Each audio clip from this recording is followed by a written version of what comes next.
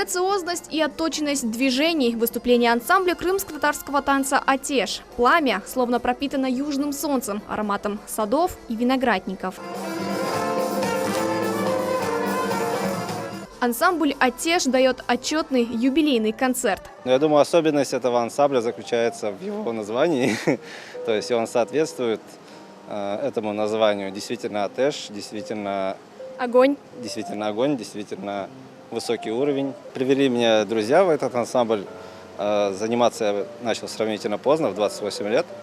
И уже 4 года я здесь. Танцам все возрасты покорны. В ансамбль набирают детей с 4 лет. К слову, сегодняшний концерт – важное событие, к которому они долго и усердно готовились. Юные артисты себя не жалеют. 3 раза в неделю не устаешь? Не устаю, в принципе. Если только по 3 часа, а так по 2 уже нормально еще. Мне нравится ансамбль, потому что у меня здесь есть друзья, и здесь очень красивые костюмы.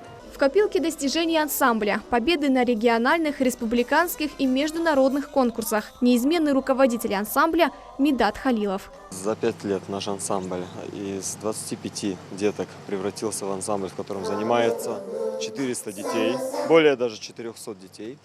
Мы стали более 100-кратными лауреатами первой степени, мы получали кубки гран-при, не менее 20. Наши дети практически на всех конкурсах выигрывают и показывают свой крымско-татарский танец. Они любят свой крымско-татарский танец.